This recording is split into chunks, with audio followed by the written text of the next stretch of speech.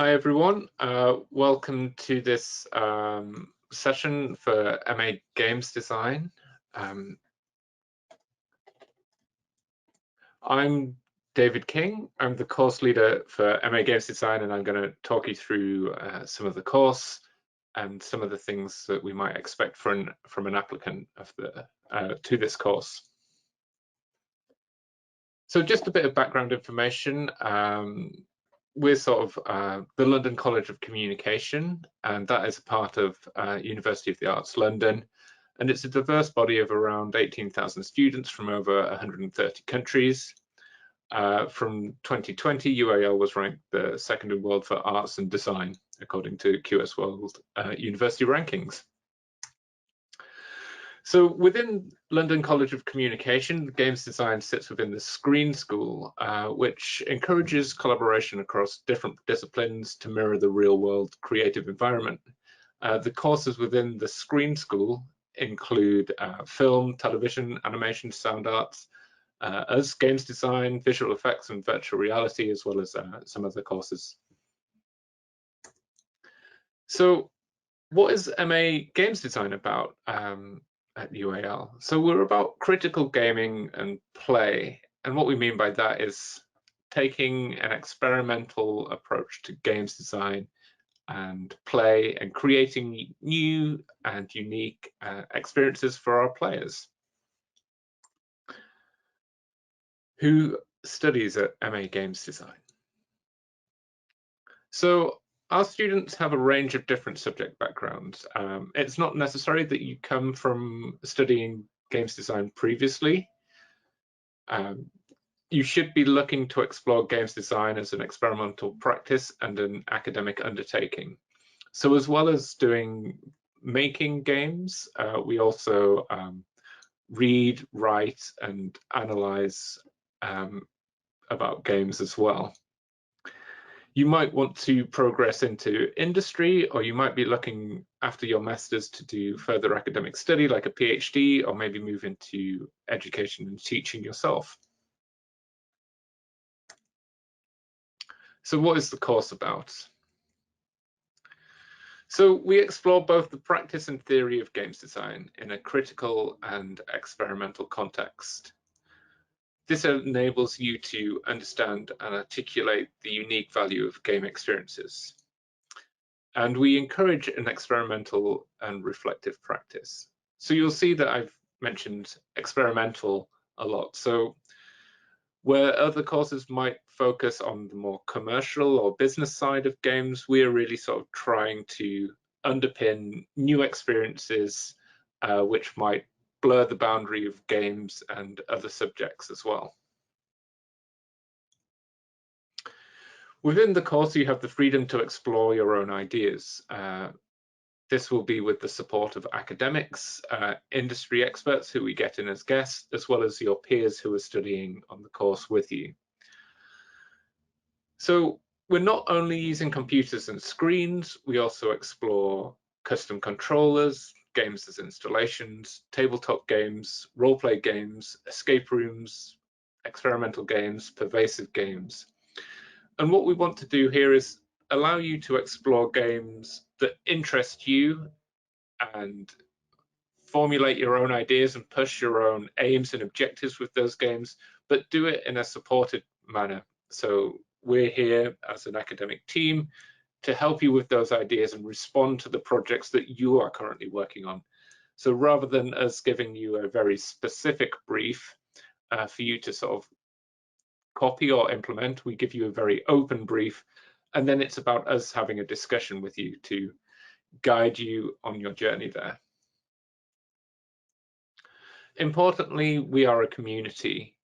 As students and staff, we will help each other, we play test each other's games, we teach and guide each other. So it might be that you have different experiences from life, from previous studies, or from other hobbies and interests. You might have different specialties and knowledges that you want to share with other students. And it's all part of being a community by sharing what you've learned so far and providing guidance to the other students on the course. Whilst you're on the course, you'll build a portfolio of games. So this is one of the best ways of evidencing the work that you've done as you move out from university and maybe into industry or other practices. You can demonstrate the work you have done by having a collection of small completed games that show your skills and capabilities. So rather than working on one really large project throughout the entire year, we will work on lots of smaller projects in order to give you a wide and expansive portfolio. So how do we teach? So there's sort of three main areas that we focus on during the course. In each teaching week, you'll normally have something which demonstrates practical approaches to games design. Then we'll have a session which looks at game studies through game design theory and the critical analysis of games. That's underpinned with some academic writing and academic skills. And then you'll have a chance to develop and program with Unity and C#. Usually our teaching sessions are about 3 hours long, and you'll have 3 in a week, and 1 session for each of these subjects on an average week, with about an hour of lectures, an hour of sort of exercises, and an hour of open sort of studio support where you have a chance to speak with us and talk to each other about your projects. Those hours and days will shift generally, but that's roughly the scheme that we work to at the moment. In the first term, we will be looking at rapid prototyping and analyzing mechanics. So in the first term, you will make 4 games from a range of mediums. And this might be a narrative game, a tabletop game, an escape room, and a game based on using the Unity engine, for example. And at the same time, you'll be doing some academic writing, analyzing the difference in 2 different games, maybe through their mechanics. In term 2, you'll be making a game and again doing a piece of academic writing. And these will be mainly inspired from other subject areas. So you might draw on your past experiences if you've studied something outside of games design, or you might just have another area of interest, which maybe if you weren't doing games design, you might have studied instead. The idea here is to take any information we can learn from outside the field of games design and bring it in and use it to make things a little bit more unique and interesting.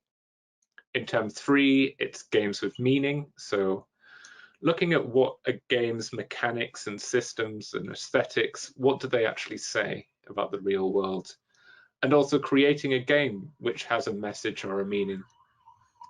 And then into term 4, you'll have your major project and thesis. And this is really an opportunity for you to explore the very specific things that you are interested in, using all the tools and methods that you've learned across the first 3 terms. So we'll research literature and games. We'll critically analyze and reflect on both existing games and your own work. We will use development logs to record your development process, and use written reports and academic writing alongside the making of games. All of these things underpin the making of games. We do this so we can make more interesting games, better games, and understand how and why we make games. As I sort of started to hint at, we will use a mixture of lectures, seminars, crits, exercises, and one-to-one support throughout the year. And each term will start with some experimentation and information, then becomes more focused on your individual projects as the term develops. So we'll start by presenting lots of core information that we think is relevant for that term. And then we'll start teaching and lecturing less directly and do more conversations with you about the projects that you're making and give you more individual guidance. Just some more general information. We invite guest lecturers to come in both from industry and from other academic institutes to present their thoughts and findings on making games. There is a course librarian who is assigned to us, who will be able to support with research and finding books. There is also the availability to find academic writing support and English language support through the university. And there's access to a range of technical workshops, which might include a 3D making space where you can work with wood, plastics, and other materials if you wanted to explore games as sort of alt controllers or board games or physical prototypes.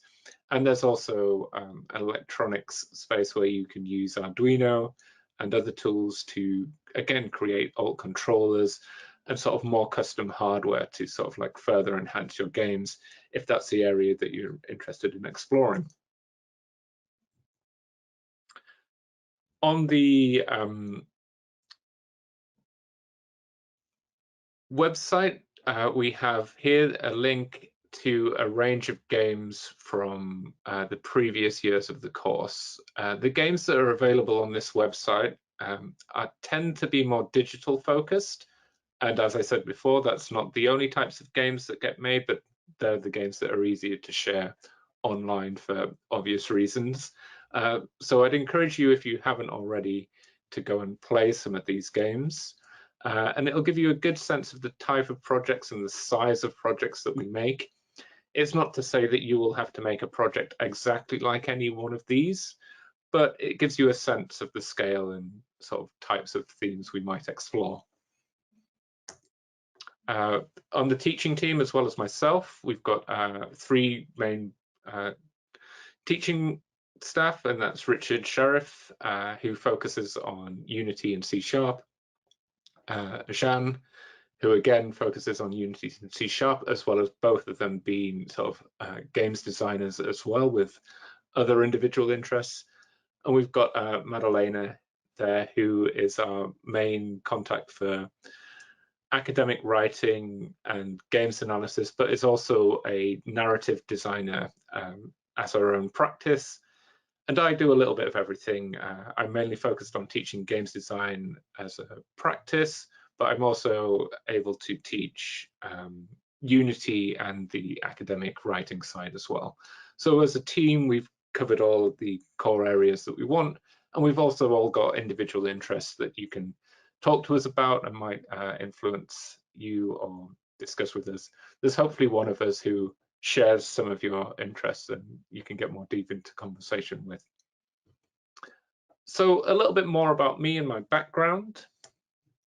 I studied mechanical engineering. I then went on to study advanced product design engineering and a PhD in swarm robotics. What's sort of interesting here is I didn't study games design formally. I came to study games much later during PhD, just as a sort of a subject I was interested in personally. And I moved across into games design after completing my PhD. But all of these subjects not only show that how you can shift from, if you've taken a different subject and you can move into games design, because games design draws on influences from a lot of other places. But all of these I can tie to games design. Mechanical engineering is about systems and how things function together. Advanced product design is about the experience of a product, and games are similar to a product in that there is a player or a user that will experience that thing, and you have to take into consideration how they will respond to it. And then finally, swarm robotics is where I really sort of started to focus on using programming to solve problems, and all those skills have really helped me as a games designer. We have students who've studied vastly different subjects. We've had philosophy students, English literature students, graphic design students. I'm trying to think of the stranger ones. We obviously have people who've studied games design before, interaction design, visual media, maths students, computer science students. So we have a real sort of broad range of subjects that people have studied before coming in. So it's definitely not a concern if you haven't studied games design before, as long as you're interested and keen and you're starting to sort of like make games and interested in that route, you could definitely find your way onto the course. A bit more background about me and what I've been doing in terms of teaching. I've been teaching physical computing for 2 years before I moved into games design. So that's stuff like Arduino processing, interaction design, and electronics, which really leads itself well into doing alt controller games. I've spent about 7, almost 8 years now teaching games design in general, so using Unity, C#, physical computing, physical prototyping, games design, theory, and sort of all of those subjects, as well as sort of like the academic side of writing about games. And then I've just generally been running the MA course and designing the structure of it, and it's over the last sort of 6 years has really taken shape into sort of what we hope is a unique and interesting experience for those interested in making and exploring games design. I've made some games. These are probably 2 of my most popular games, Tiny Island and Let's Go Builder.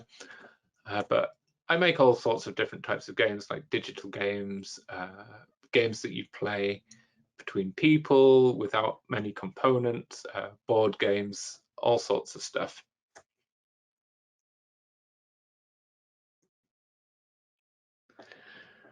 In terms of university facilities, I mentioned some of the technical spaces that are available, but there might be some more.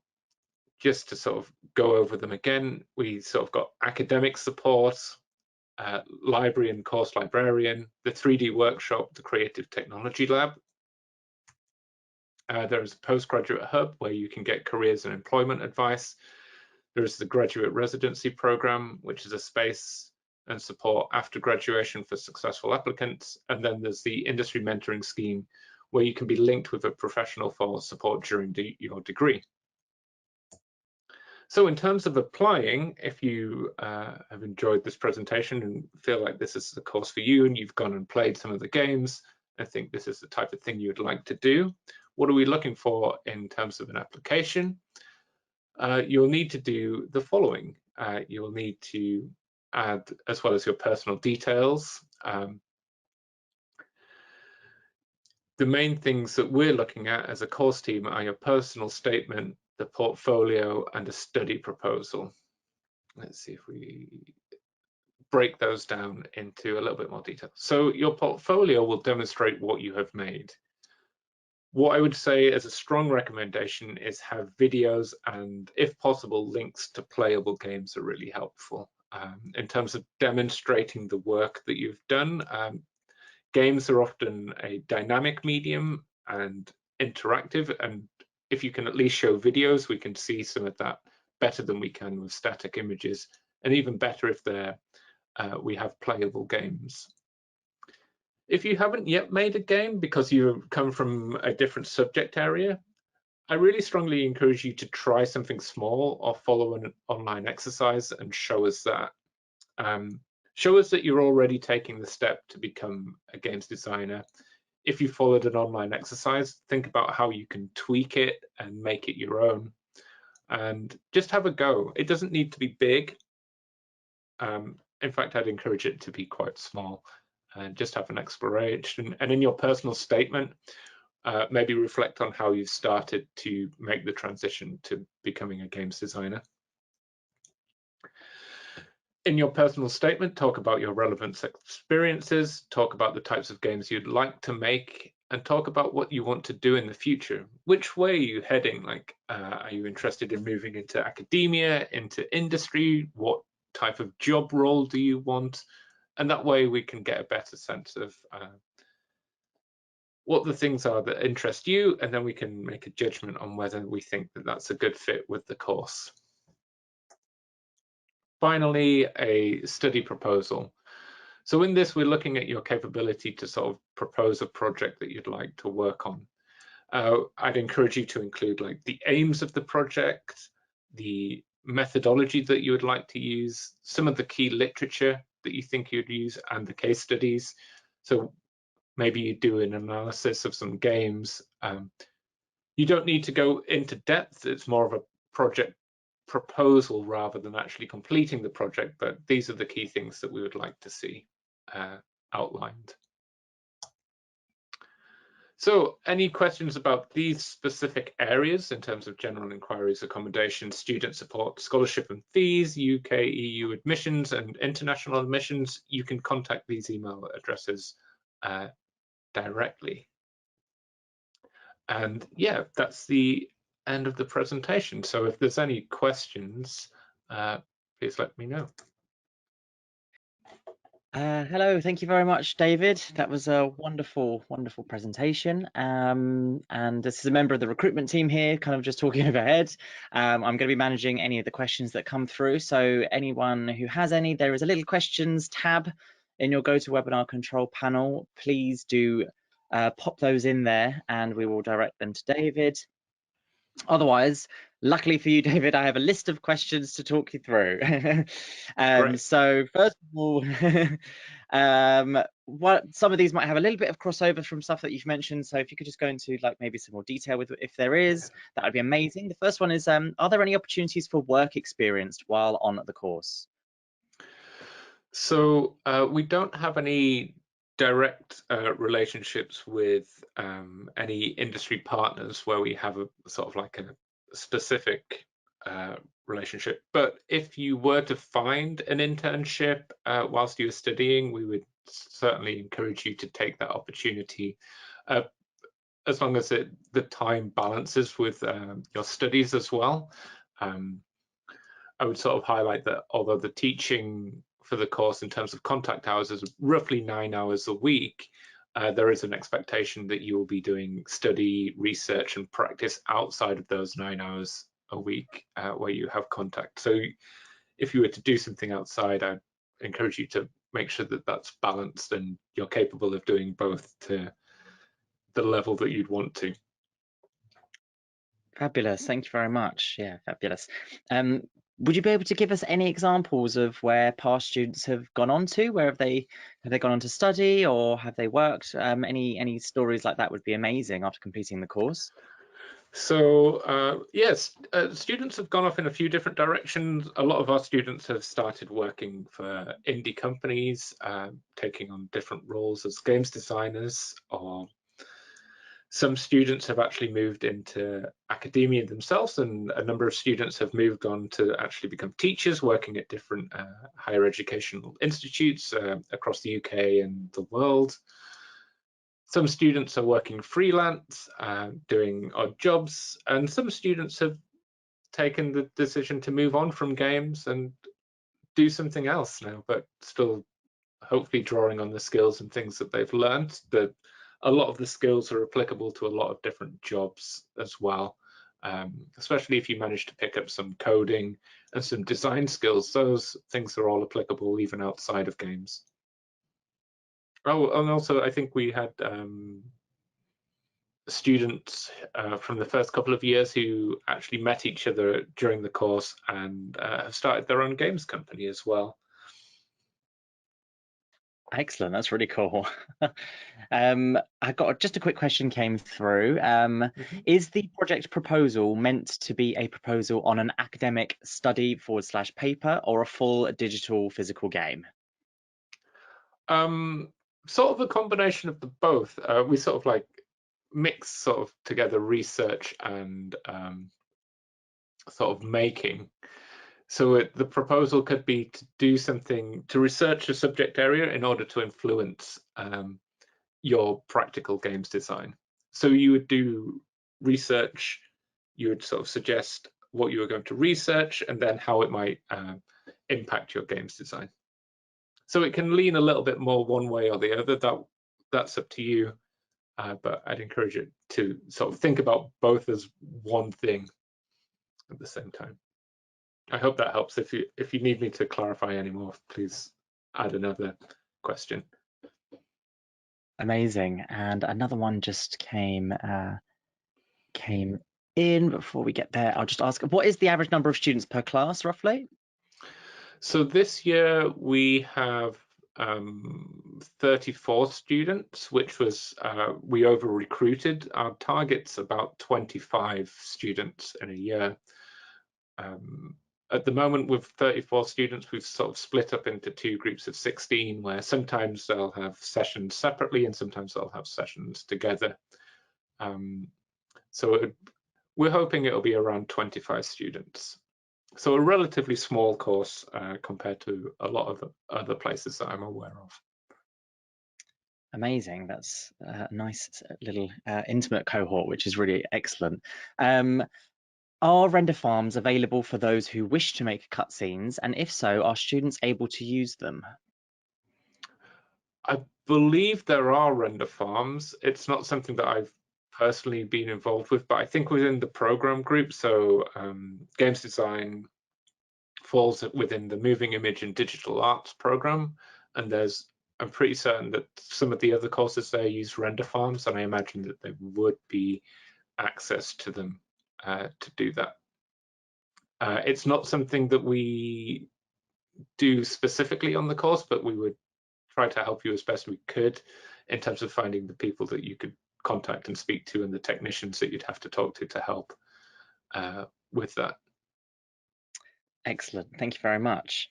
And one more, how much time does a typical MA Games Design student generally spend on campus for the lecture lab? You kind of mentioned 9 hours a week, roughly, of contact time, but if you could elaborate more on that. Yeah, so it's about 9 hours a week. Each session is roughly 1 hour of lecture, so I'd sort of class that as mainly one of the academic team sort of talking to you, presenting along with slides, for example, but with opportunity for you to sort of add and discuss as well. Then there'd be maybe an exercise, and if that was like a digital, if we were making games, that might be a prototyping exercise.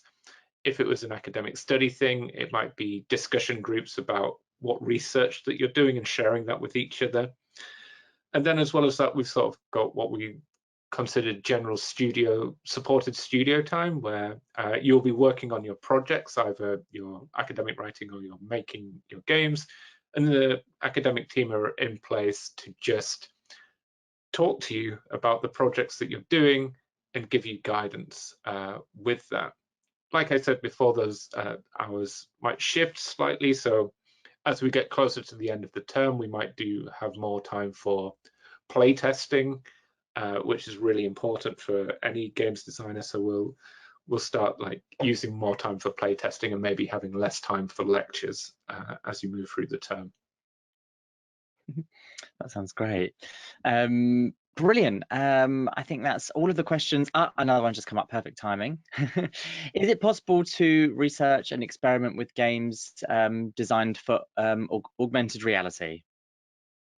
Yeah, you can look at augmented reality if that's something that you're interested in. We try to be as open as possible. If that's something you're interested in and that's something you want to explore, we would encourage that as best we can. So one of the things to consider is, because we have a very open and broad approach to allowing students sort of explore the things that they're interested with, the amount of sort of lessons that we have give to specific technical skills might be less. So we don't have a specific class that is about augmented reality, but you might be able to speak to some of the technicians in the computing lab, for example, and get support there as well. So there's support across the university if it's not within the course itself. But if you wanted to do a project on AR, we would be happy to see that project and play that project and give you feedback. Excellent. That sounds fantastic.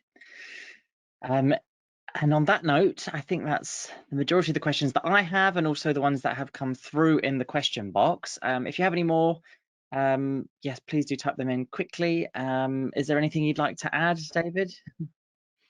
Other than I look forward to reading and seeing your applications, and yeah, hopefully getting to interview you and hopefully see you on the course as well and making some games. Excellent. Fantastic. Thank you so much for your time and your expertise, and thank you also everyone for attending. And just a reminder that this will be available as a recording as well for you to view. Yeah, absolutely keep an eye out for that email. Thank you very much, and bye-bye everyone.